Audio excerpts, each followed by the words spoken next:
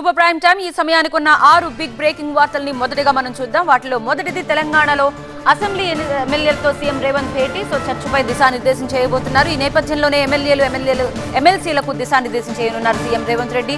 గంట ముందే అసెంబ్లీకి చేరుకుని అసెంబ్లీ కమిటీ హాల్లో ప్రజాప్రతినిధులతో భేటీ అవుతారు.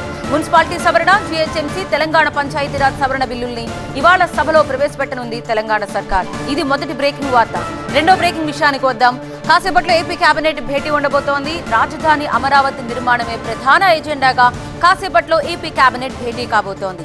24,276 కోట్ల రూపాయలు విలువైన రాజధాని పనుల అనుమతులపై మంత్రివర్గం చర్చించబోతోంది. ఈ పనులకు పాలనాపరమైన అనుమతులకు ఆమోదం తెలపడంతో పాటు పలు కీలక నిర్ణయాలు తీసుకోనుంది ఏపీ కేబినెట్. మూడో బ్రేకింగ్ వార్త స్టెలా షిప్ కి సంబంధించి ఎపిసోడ్ లో రైస్ మిల్లర్ల పిటిషన్ కు సంబంధించిన వార్త ఇది. హైకోర్టును ఆశ్రయించారు రైస్ మిల్స్ యజమానులు.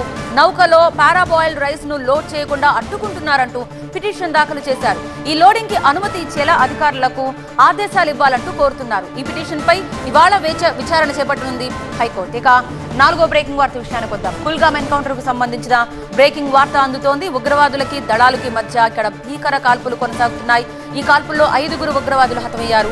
మరో 2 ఉగ్రవాదుల్ని అదుపులోకి తీసుకున్నాయి బలగాలు. ఉగ్రవాదుల కోసం సిఆర్పీఎఫ్, జమ్మూ కాశ్మీర్ పోలీసులు సంయుక్తంగా ముమ్మర తనిఖీలు నిర్వహిస్తున్నారు. ఇక ఐదో బ్రేకింగ్ వార్త చాలా బాధాకరమైంది. ఒక డిగ్రీ విద్యార్థినిపై పులి అటాక్ చేయడంతో, చిరుత పులి అటాక్ చేయడంతో దాడిలో ఆ విద్యార్థిని అంజలి ప్రాణాలు కోల్పోయింది. ఈ ఘటనతో కేవీ కుప్పంలో గ్రామస్తులు ఆందోళన వ్యక్తం చేస్తున్నారు.